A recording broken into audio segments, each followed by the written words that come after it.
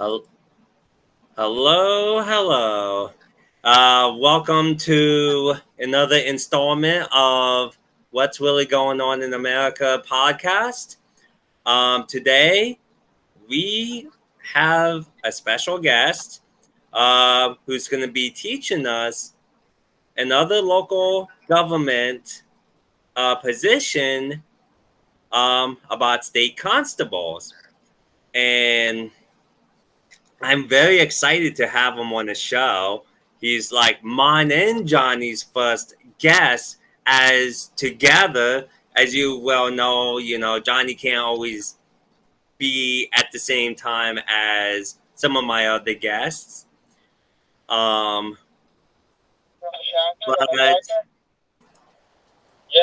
and before we introduce him, here's if you want to show support to WRGOA, get yourselves a Human Lives Matter t-shirt because your life matters as a human being, no matter what your skin color is. Now, I'm a little bit of white skin, and of course, thanks to the sun, I'm a little red skin. Yeah. So here we are. Thank you, Constable Timothy. How do you say your last name? Kreigel. Thanks for having me. Of course. Well, welcome to our Tuesday night shenanigans. So tell us a little bit about yourself and what you're doing and. Sure. I'm Timothy Kreigel, Pennsylvania State Constable, Lower Borough, 4th Ward. Now I know that there's a little bit of back and forth going about the link and the spelling, and I told people that I thought that I was going to go on. He was going to have me talk about Pennsylvania State Constables, but then I second guessed myself, and I thought maybe he's going to show me what a constable is, and I can learn how to support them. I wasn't sure, so I guess we'll have a little bit of fun, and maybe we'll learn something together today. But I was elected. Pennsylvania State Constables are elected locally, but they have statewide jurisdiction, and the term is for 6 years. So what does it? Go ahead. Pennsylvania State Constables, if there's an open office, there is an opportunity to be appointed if you miss the election. And there's also opportunities to appoint deputies as well for the same term. So what does a state constable do?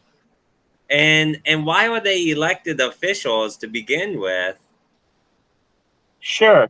Well, this all goes back to the very foundation of Pennsylvania when William Penn set up the first capitol in Chester, Pennsylvania.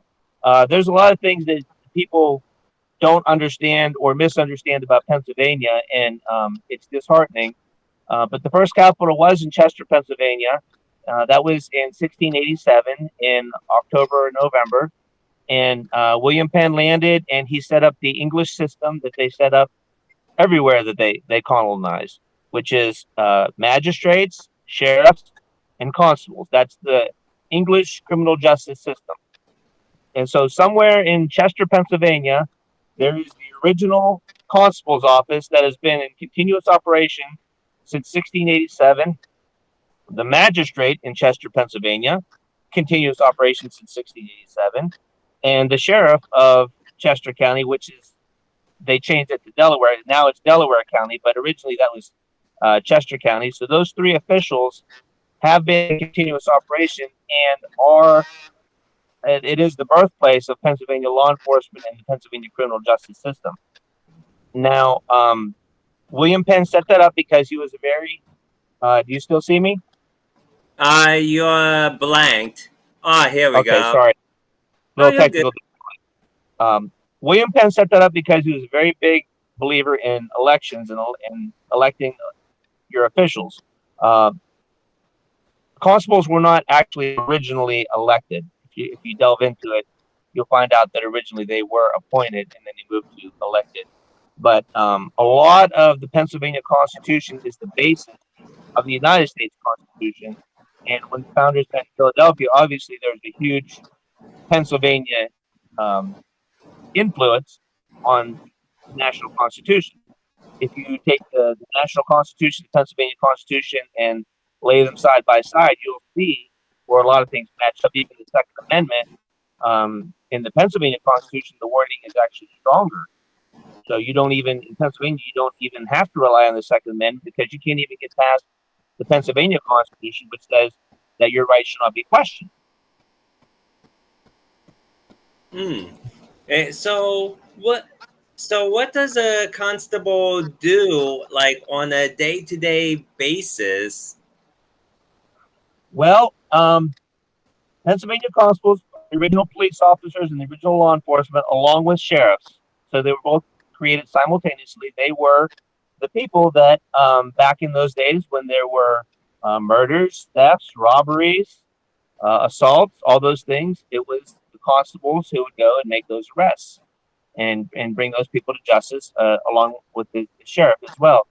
The sheriff deals with things on a county level, where the constable deals with things on a local and on a state level, and the sheriff kind of gets the sandwich in the middle, and he deals with things on a county level. If you look at Pennsylvania law, and I have all this information on my website, if you don't mind, I could give it. It's www.palb4.org. And if you go into the section called laws and rulings, you'll find Pennsylvania law that defines today what a police officer is, what a law enforcement officer is, and what a peace officer is. And Pennsylvania constables have been and always have and still do meet those definitions. So we are the original police officers and we are present day police officers. When they decided that they wanted to create other agencies, they created the Pennsylvania State Police, they created the county detectives, and they created your local township police officers. They did so by giving them the power of the constable. So all law enforcement and police authority in the state of Pennsylvania is based on elected authority. Somebody has to be elected, and then the unelected agencies have to get their authority from the elected officials. So it's borrowed authority. Okay. Well, and here's a thing I noticed on my ballot when I was voting for a constable. That there are Democrats and Republicans running for the position. I mean, it sounds like more of a law enforcement thing. Why on earth would they make it about a political party for a position that's supposed to be about law and order and the Constitution? Well, you're absolutely right. And the same thing with judges. Why would a judge be a Democratic judge or a Republican judge or whatever judge? Because the law is the law. All those designations belong to legislators. The legislators are the ones that debate what the future is going to be like, or they should be the ones that debate what the future is going to be like. The judge shouldn't say, well, this is how it should be. A police officer shouldn't say, this is how it should be. They're just handed all those ideas and rules and laws by the legislators, and they're left to deal with what actually is, not what should be. So I agree with you on that level. There shouldn't be any political designations to anybody but an actual legislator. It just seems like as Quinn had said, like if it's law and order, why would a political affiliation even matter? But I mean, we can all sit here as adults and and see that there is what they call selective enforcement, where certain people are going to get judged harder. They're going to get charged harder. It's just, going to be more difficult for certain people, whether it's based off of a political affiliation, whether it's based off the fact that, especially in the policing community, I feel that our officers don't get paid enough, which means we cannot bring in properly qualified candidates to do the job to the liking that makes everybody happy. And, and again, it all comes down to because somebody at the top who's calling the shots, especially for these what I consider the poor folk that have to go out there and enforce what I would call a bad law, they're doing their job. And if they don't do their job, they don't get a paycheck. They don't have a job anymore. And it's all based off, like you said, it's about the legislatures. They're the ones that are making these laws. And then they hire people to enforce them. And it's not so much that the police officer is a bad person. They're just trying to put food on their table, provide for their family, live the American dream by serving their community. They want to do the right thing. But no, we have, now we have a Democratic sheriff and he doesn't like X, Y, and Z. So now you guys have to go out there and crack down on this. There's your selective enforcement. And honestly, it makes the entire community look bad. In my opinion, I'm somebody who's not in law enforcement. I just equate everything to something that I understand. You make good people do bad things in fear for their job, which a lot of people don't have the moral structure to say, oh, no, I'm not doing that. I need this paycheck because, well, I don't know, milk is $8. I don't know. I think we need to take the politics out of positions like yours, and especially when it comes to even as it goes higher up within law enforcement, because that's why we have like such weird disparities between, like states like, I don't know, Washington. And then you have states like Texas where it's like, you do something in Washington, yeah, cool, whatever. You do it in Texas, death penalty, which chances are if Texas is doing it, they're probably not far off of what should be done. Even though we have better gun rights in Pennsylvania, Texas, listen up. So the one thing that I will say that is a distinction about constables is much of what a constable does today is unpaid.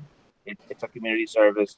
When I say that, I'm talking about if you take the law literally about protecting the people that like to patrolling your neighborhood, there's no automatic compensation structure for patrolling your neighborhood. If I'm in the store and I'm in full uniform and I have my weapon and a felony commences in progress before my eyes, I have a duty to respond. However, there will be no compensation. So I think that there's a legal argument, to be honest. When the state imposes a responsibility upon an elected official, they should also bear the liability and the responsibility and the compensation for that elected official doing their duty. I think that is a valid legal argument, and I'd like to see that pushed forward at some point. I mean, even beyond the legality of it, I just think that's fair. If I'm asking somebody to do something for me, and then I'm not only asking them, I'm telling them, if you are in this position, you must do this. If I don't compensate you for that, what was that thing we abolished in 1865 that we really... What, did it start with an S? I think so. Was it the 13th Amendment born then? Yeah, there was some tall guy with a beard and a really cool hat, and he signed this thing, and then we couldn't do something anymore. I don't remember what it was. It was like such a minuscule part of history that everybody doesn't even talk about anymore. Well, you know what? I never considered that argument, but that makes a lot of sense. The example that I gave, a robbery is in progress, some kind of felony is in progress. I am not only suggested to respond, I am obligated to respond. In other words, if I don't, somebody could sue me, make their argument. Well, he was right there. He didn't do anything. So, yeah, that makes sense. So now they're telling me I have to do something, but they're not going to take care of me, or they're not going to compensate me. So it's actually amazing that now you can understand. Now it's starting to make more sense why you don't see a lot of constables, why it's been so difficult to push this battle uphill, why people aren't signing up to be constables. You don't see long lines of people to stop robberies in progress with no compensation. Of course, that's obviously the rare exception. there are ways that we can fund our office. We can contract with entities, with businesses, sometimes local governments, which is actually on the rise. We're seeing a lot of municipalities that do not have proper police coverage.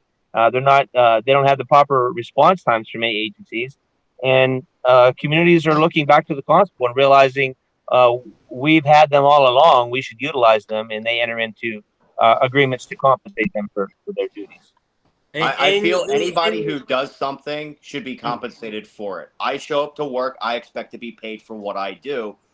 And you're not in that position where you can be some 20 something. Yeah, well, I'm not getting paid for that, so I'm not doing it. No, you are legally obligated to do so without compensation, which I'm trying to figure out a nice way of saying this without getting my one show F bomb in. So I'm just gonna let you know I'm very displeased with hearing that. and this brings up the point.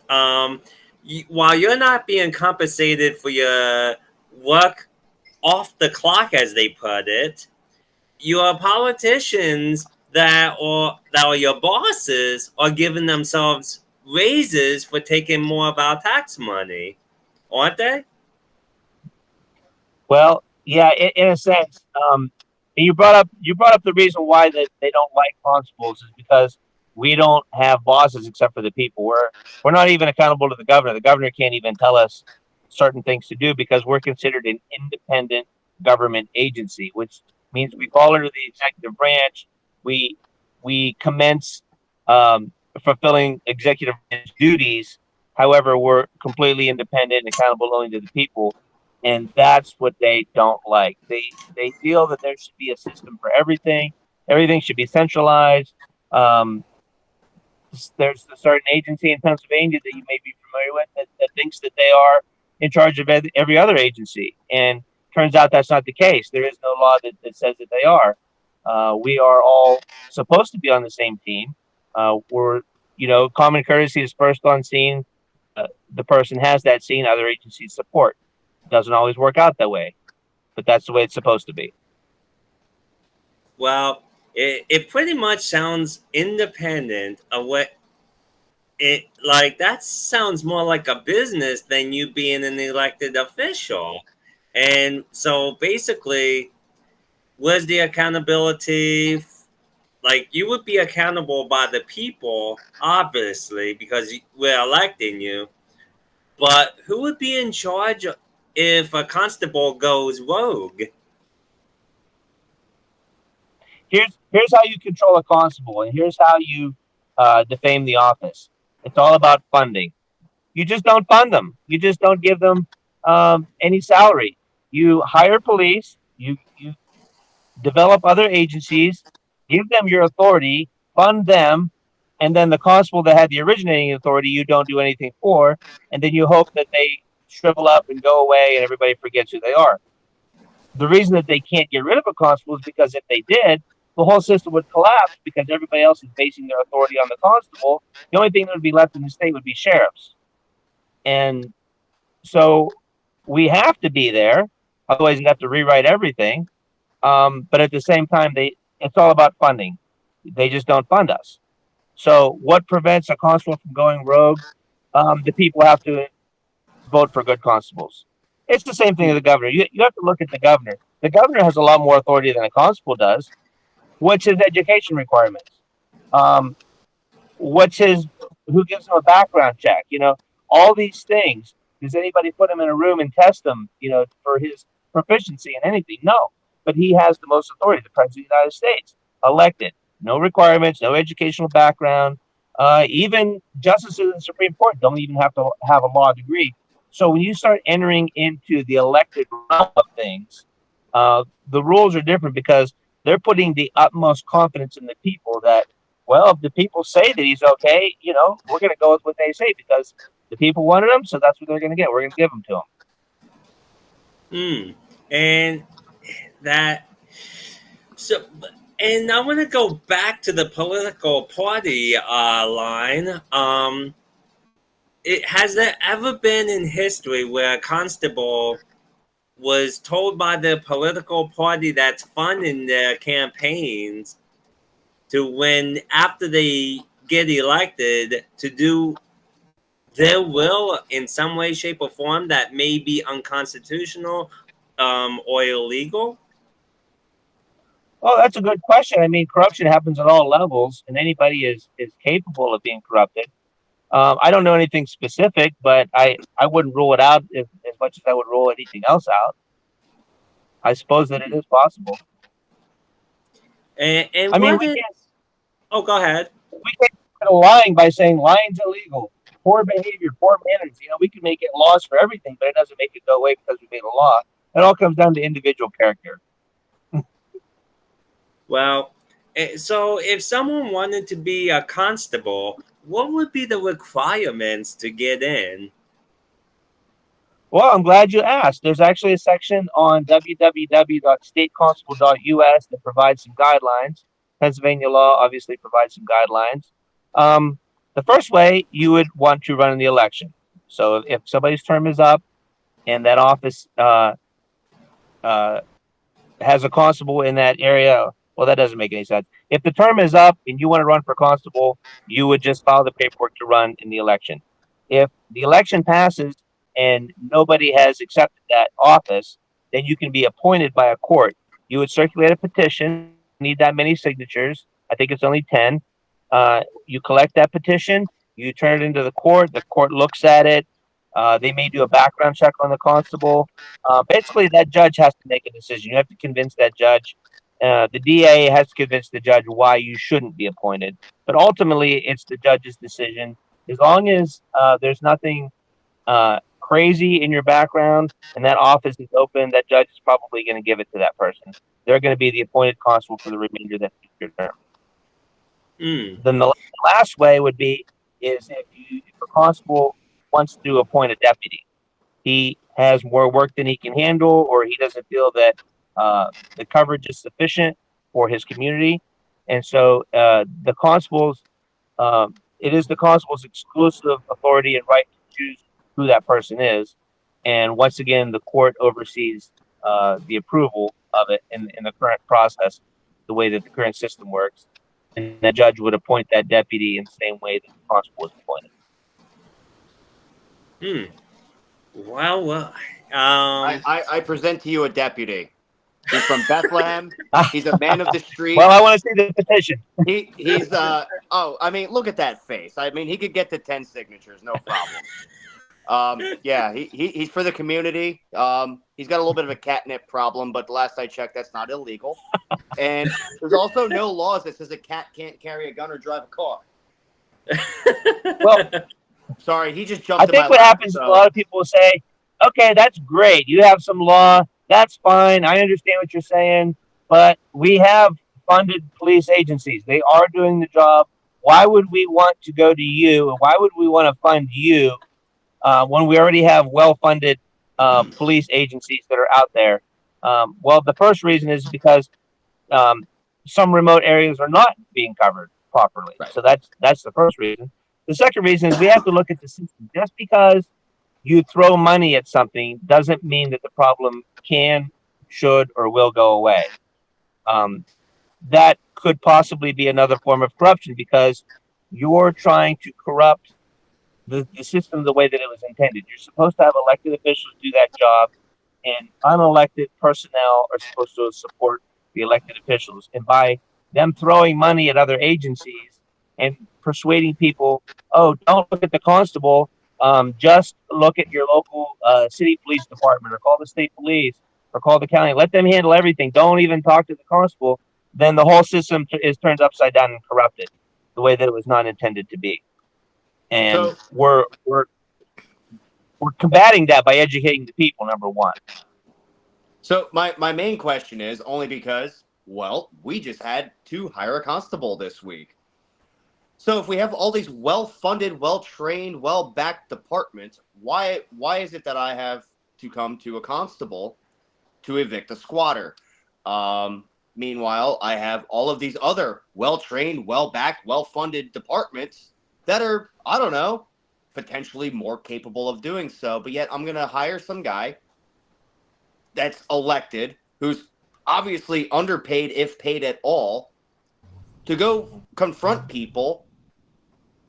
It's one of those processes that I don't quite understand, and like it's by no means any like ill towards the constable. It's just like we talk so much smack on them, and we know nothing about them, but yet we put them in probably some of the worst situations as far as law enforcement goes. You're serving warrants, you're serving evictions, you're meeting people at their worst.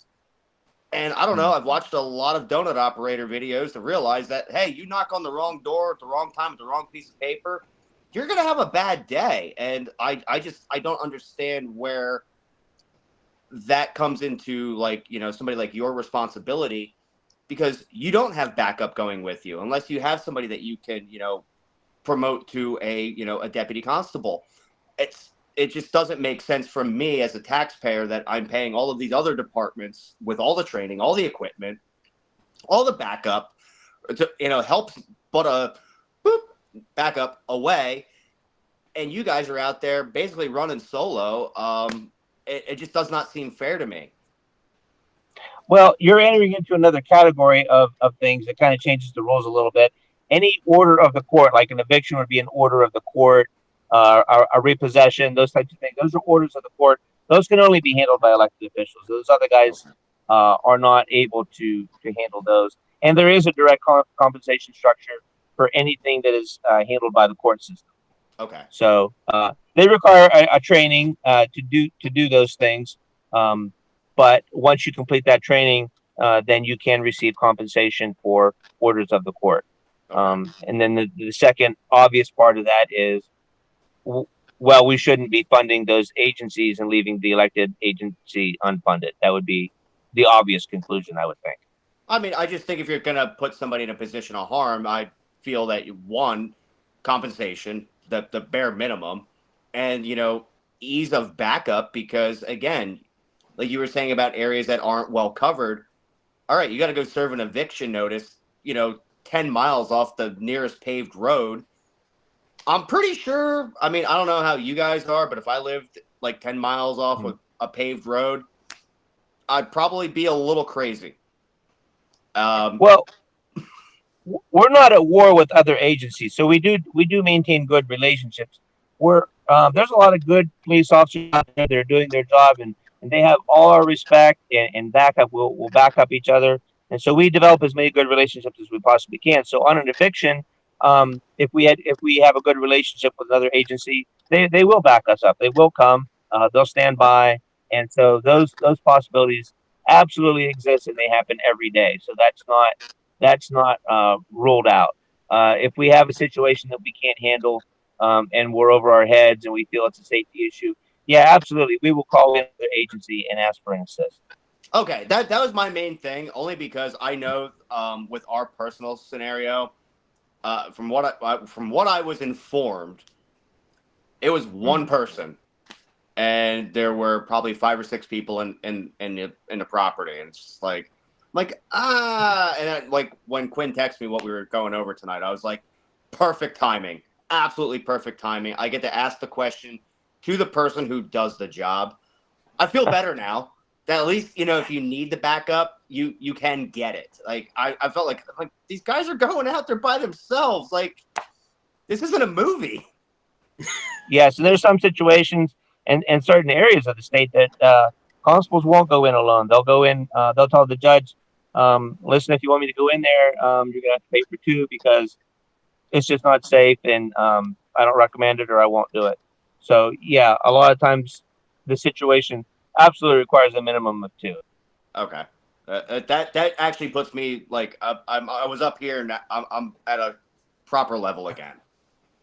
Yes, there is some logic sometimes. Shocking, especially when government's involved. Good point there. If we did find a very corrupted constable, what can we do about it? I mean, if they're out there, you know, arresting people that shouldn't be arrested or whatever else, what can we, the people, do about it?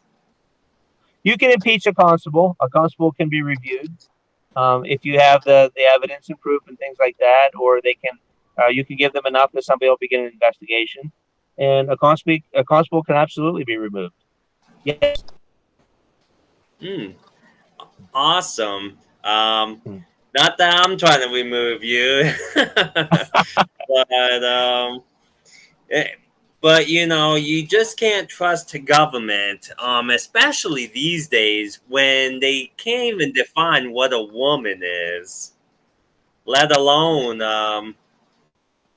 you know, doing very important work, you know, for our country. Well, everybody needs to be held accountable. That anybody that's afraid of accountability, those are the people you need to be worried about. Because if people aren't doing anything wrong, shouldn't be an issue. That's exactly right. It's a very 100% cop-like thing agree. to say. It's a very cop-like thing to say. But that's why our founding Sorry, I had fathers to. actually written the U.S. Constitution because they knew how they understood by living through it what unchecked powers of government can do to oppress the people, especially when they have zero voice under a king. So they created a Absolutely. government that allows people to question their government at all times and not to trust everything they say. That's true. That's true. Well, guys, I'm actually on the job with my partner, so I can't stay the entire hour. But I'd like to know if you have any other questions or if I can leave you with any information. Quinn, get all his information. When we do the post on the on the main page, you can put all the links in the comments so everybody can find this gentleman. And like you said, there's going to be a wonderful amount of information there. Before you leave, make sure you shout out your website once again for us and for everybody that's following. Sure. And actually, I've done some interviews on Rumble. I have a channel. You can go onto Rumble and search PALB4. I haven't had any content recently because we've been so busy, but I do have quite a few videos on there. Um, I'm on True Social, PALB4 again, Where and we my met. website for the agency, www. Guess what? PALB4.org. One more time. And there's contact information. If anybody has any questions, it doesn't matter if you're in my county or not, anywhere in the state, I would be more than happy to direct you, provide you some information. And another thing that we're starting is a town hall campaign. I've done one in my community, and I'd like to do one in Allentown. I'd like to do town hall meetings all across the state where we bring people in and let them meet their constable who's elected in their area. Let them ask them questions, what they're uh, willing to do or not willing to do or available for, and contact information, and answer questions so that everybody in the state knows who their elected officials are and what their roles are.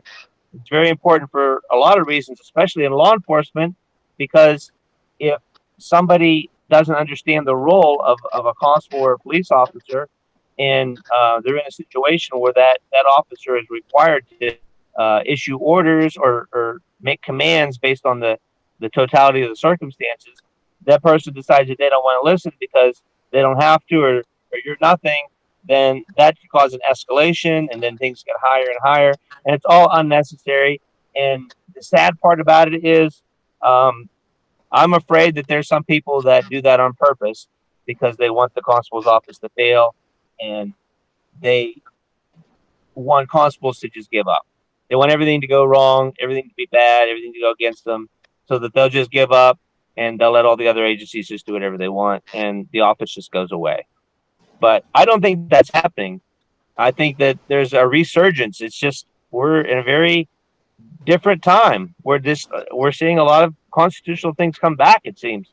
Look at the Supreme Court. The things on the national level. I know things are bad, but they're also good. I mean, look at what's happening.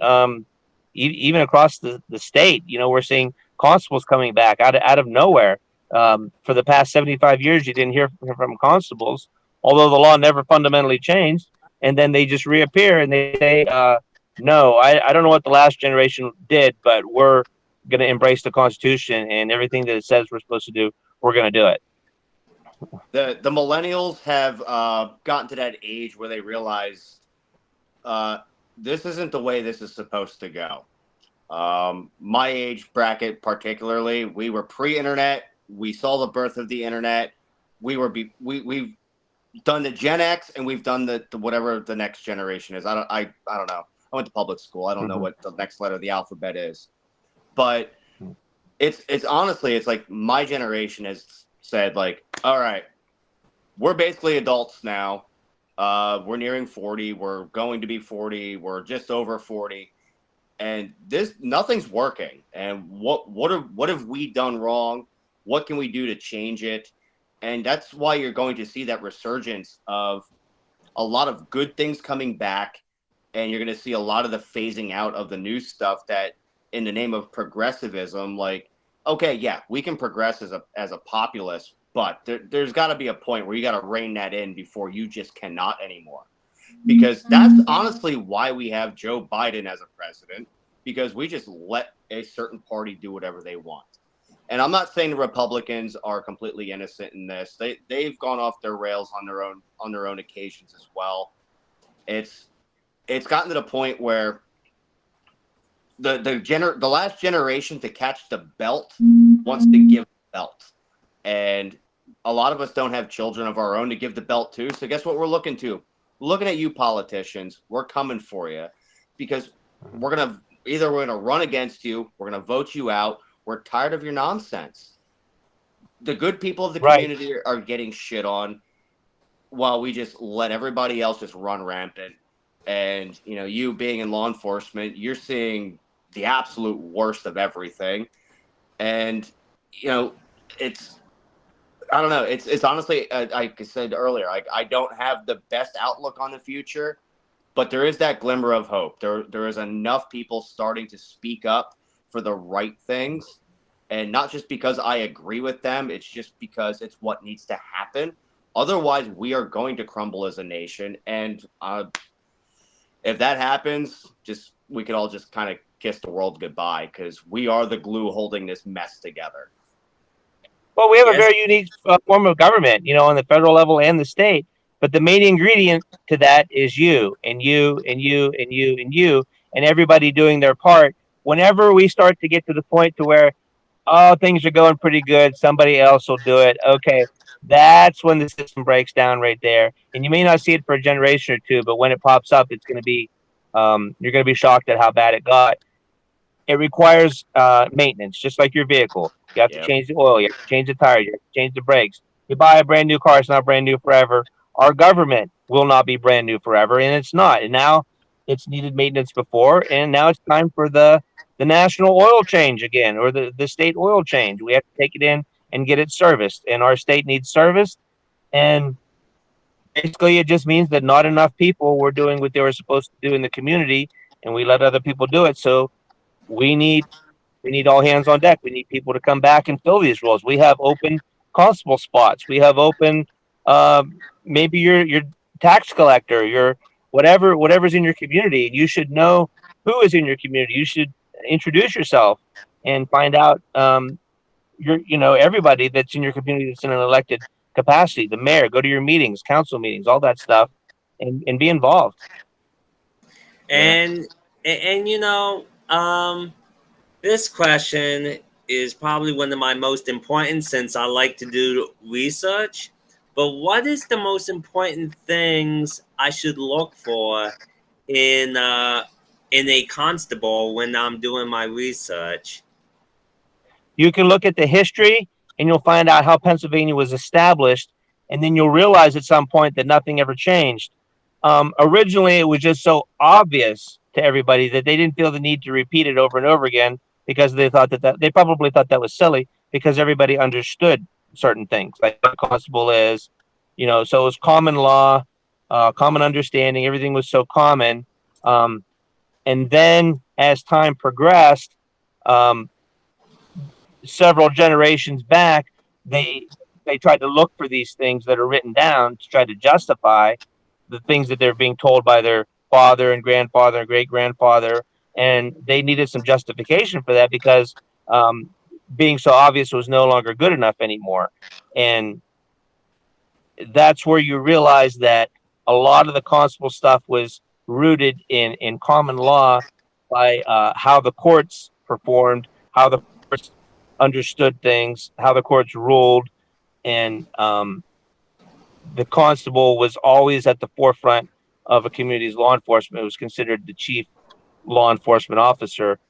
When actually, whenever the British colonies transferred over into the United States, there was a law passed in Pennsylvania that said basically we're not rewriting everything from scratch. Whatever we had in place is just going to carry over, and we're just going to continue with what we had. And if we need to change it, we'll let you know, and we'll just go from there. That way, it provided them some type of framework.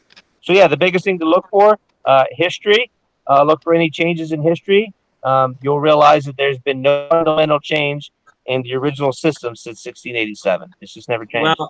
Well, what I meant was, and that was good, valuable information too. Thank you for that. But what I meant for as an individual people running for the constable position, like Ah, like if you were running against like two or three other people, what should I look for as far as the individuals? oh, I see. Yeah, and I'll answer this one. This will probably, unfortunately, have to be the last one. Thank you so much for having me. I appreciate it. But the system is set up so that the most power can be invested in your neighbor, your cousin. You know, you can elect anybody for president if everybody decides that that's who they want. Same thing on the constable. You can elect your neighbor if that's who everybody wants to be the constable, and you've invested your neighbor with this tremendous power and authority. You want to look for character. It's all about values. When they talk about the Constitution, what do they say? When they talk about patriotism, what do they say? The main job of a constable is he doesn't have to be the toughest. He doesn't have to be the biggest and baddest. He doesn't have to have 1,000 machine guns. He doesn't know how to, he doesn't have to know how to kill people with a pencil or something like that. That's not the skill. The skill that you're looking for is somebody who's willing to preserve the values. It's putting the civilians in charge of the most authority, the most resources, the most power. It's just like the president of the United States. He doesn't have to know how to captain a sub. He doesn't know how. He doesn't have to know how to, hold his breath for so many minutes and shoot machine guns. But he commands all those people.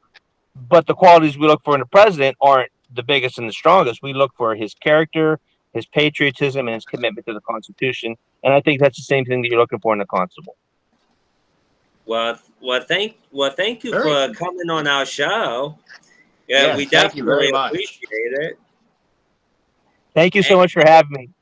and if Absolutely. you Anytime. ever want to come back on, please let me know. That I mean, I'm sure we'll have fun with other discussions. Absolutely. You might even find some other constables as well too. Cool. Thank you. All right. Well, Take care, guys. Have a good you night, sir. Be too. safe. Well, That was that was a interesting. that was actually pretty. That was very valuable, very educational. Like like I never knew all that about constables, and the fact that I I mean I never seen a corrupted constable before, but I wouldn't be surprised if there are corrupted ones, especially in California. I mean, Quinn, you of all people, you should know this. All men are fallible, and they can all be corrupted in some way, shape, or form. It's sad, but it's an unfortunate reality.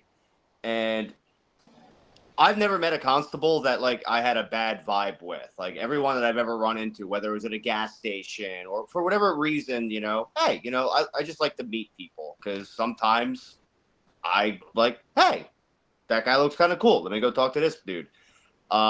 Never once met one that was like, no, you shouldn't be doing this.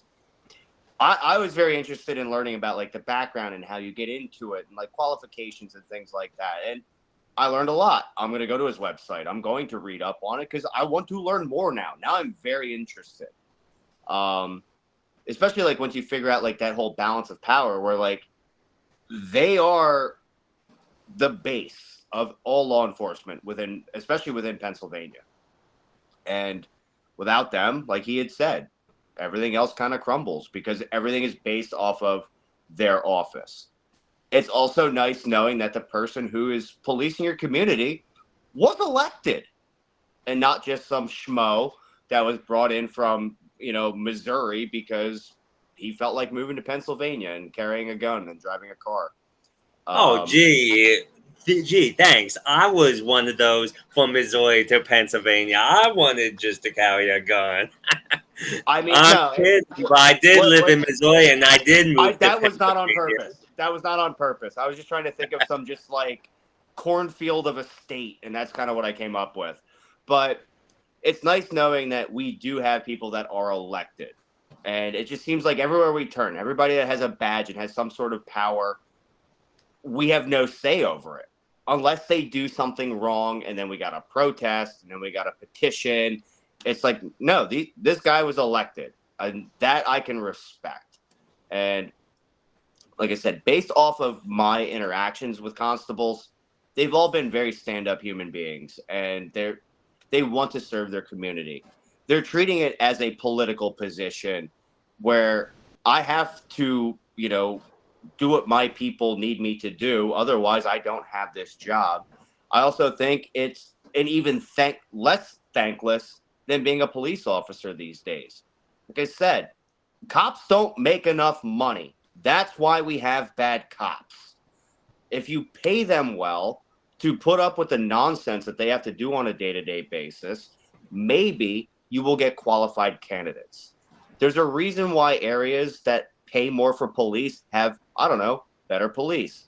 Let's use Beverly Hills. Look at Beverly Hills and their police department and their interaction with the public. You think those guys are doing it for 35 grand a year and then working at a bar as a bouncer for overtime because, the job doesn't pay? No, they probably got a nice Mercedes. They probably got a nice house, and they're also in a different community. Now, you're in Allentown. Do you think those cops make enough money to put up with the nonsense that they do? I know for a fact that they do not. They make a minimum of 66,000 just to start, and then some of them make up to over 100 grand a year. Oh yeah, but I'm sorry, I'm not gonna get shot at willingly for 100 grand. I'm just not going to do it. And what it comes down to, so like we were talking about, their job is to enforce laws. Okay, so you want the police to generate more revenue. Okay, so what are you going to do? We're going to pull more people over. Why are you going to do that? Well, they got a taillight out. Awesome. Well, guess what? Now you're going to go harass somebody because they have a taillight out because they drove on a Pennsylvania road and it broke the filament in their light bulb, who was honestly at that point doing nothing wrong.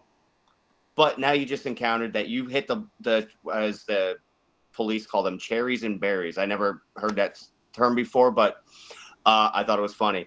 You light somebody up to let them know, just to be a nice guy. Hey, your taillight's out. Well, the passenger's got a warrant, and now you got a bullet in your chest. And that's the thing that people do not understand.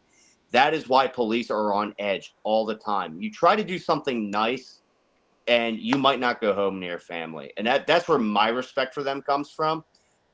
Yeah, I can dig into all of the BS surrounding police departments throughout this country.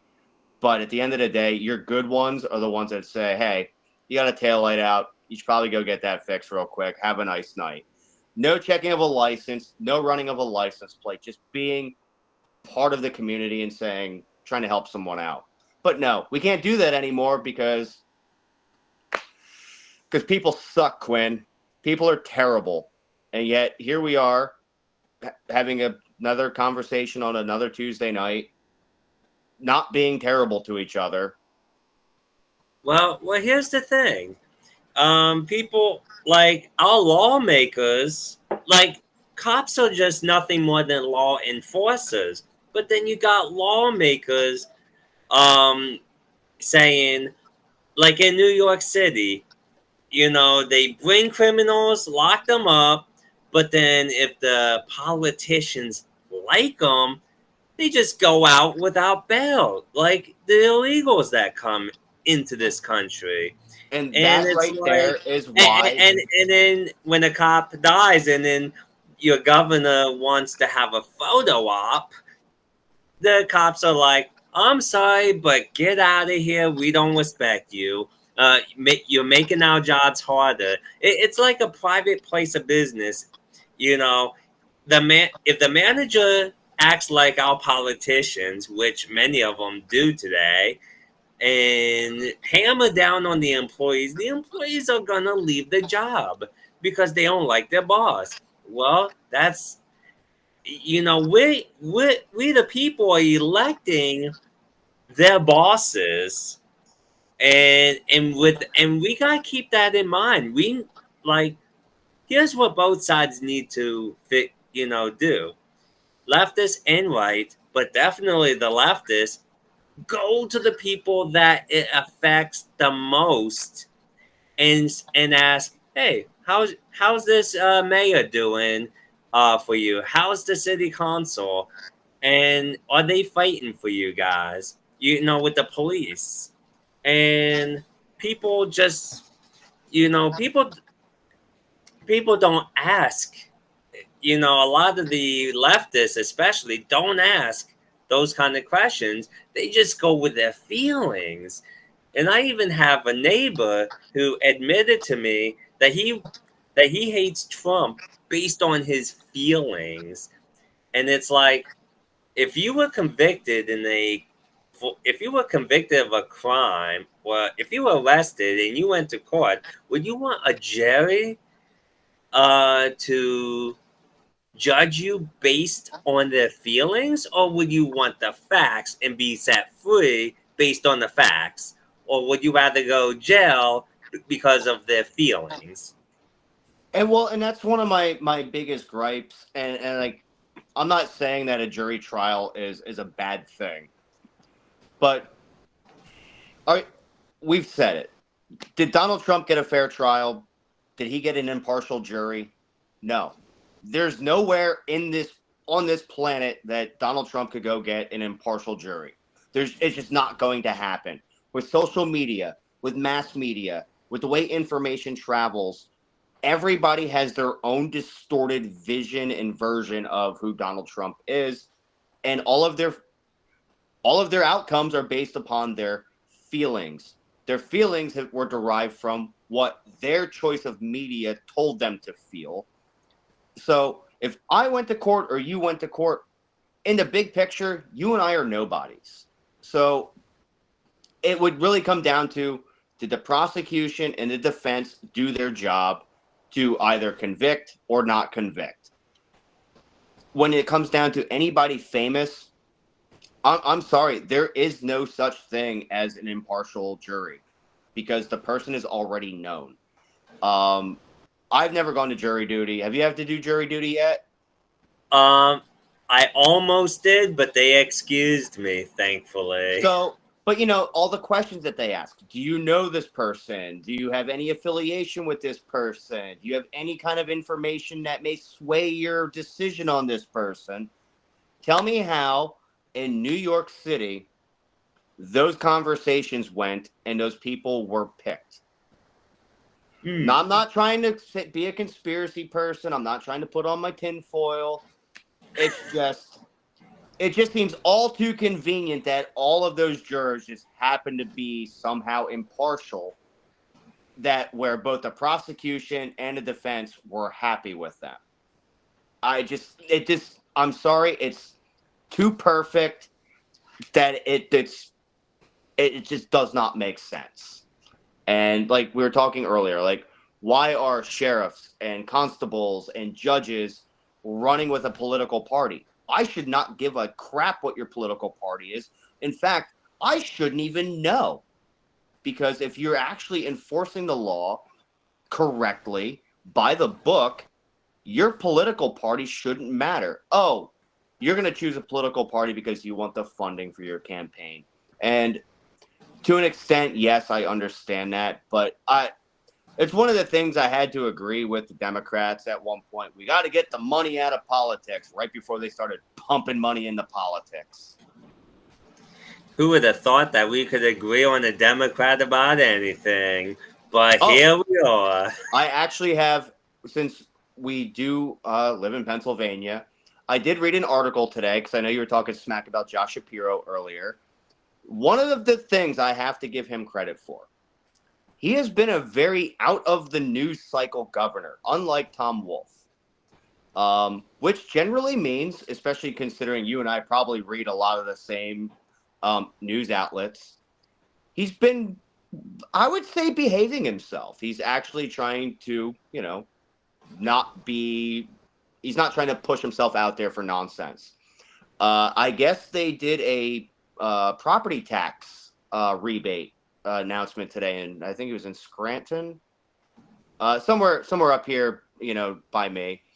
And anybody over 65, widowers over 50, and then people who are physically disabled over the age of 18 are going to get help with property tax.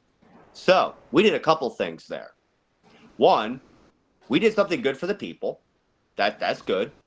We cut some taxes, which my feelings on taxes. And three, the thing they did not say.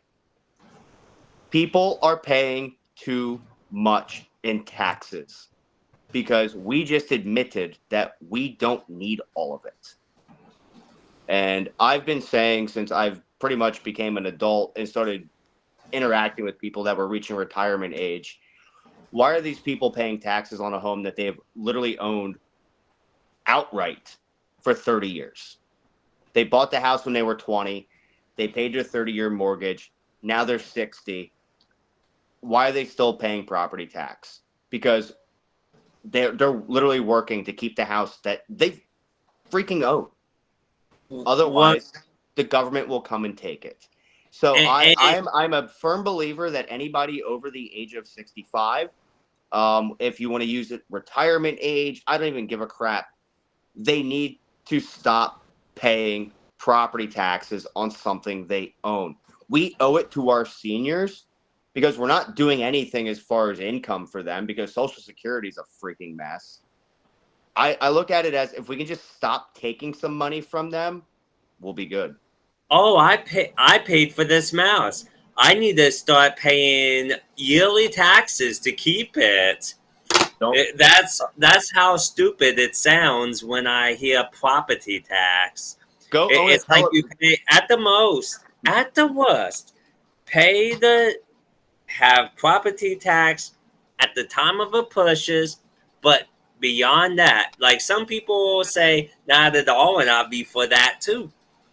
But I'm they willing must have it at the time of the purchase. I'm willing to have conversations with people on this. I think when your house is paid off, you should no longer pay property tax. You shouldn't have to pay property tax any more than when I bought this mouse, I paid the tax one time. Oh, that's right. The 6% and like I said, tax.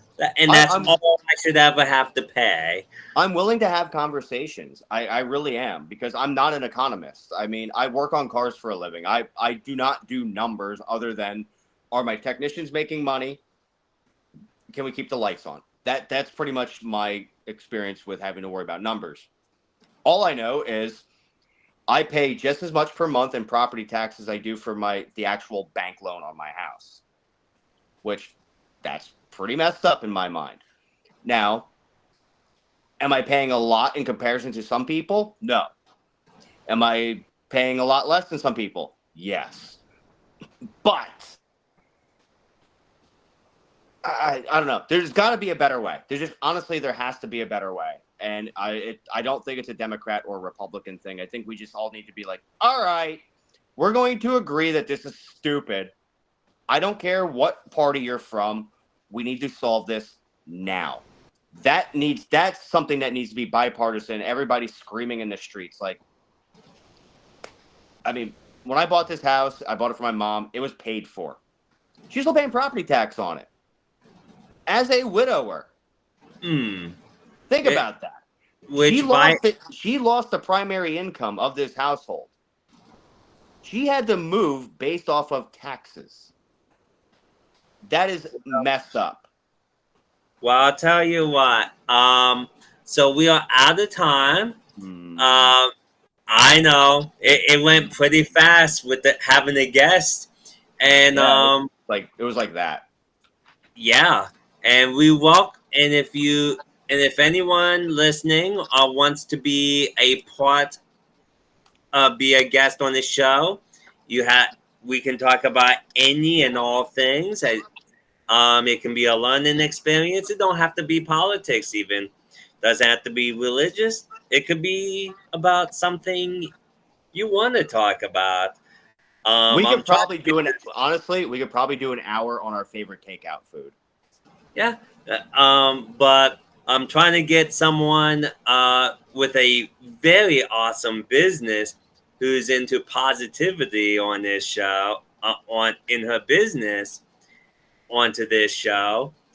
And I think it's a very unique way of fighting against the negativity that's going on today, and which I think is awesome. So hopefully we can get her on. And also, before we let out, don't forget, human lives matter. Please get a T-shirt. I mean, we're trying to spread the awareness of ending skin color division. It doesn't matter what skin color you are valuable as a human being. And until next Tuesday, peace. Have a good week, everybody. Enjoy your 4th of July. Come out of it with as many fingers as you went into it with. And I will correct his 4th of July with Independence Day, because these days people don't even know 4th of July means Independence Day. No, it's we drink beer because it was the best breakup letter in the history of the world. Sorry, England. It's not you, it's us. Peace. Later.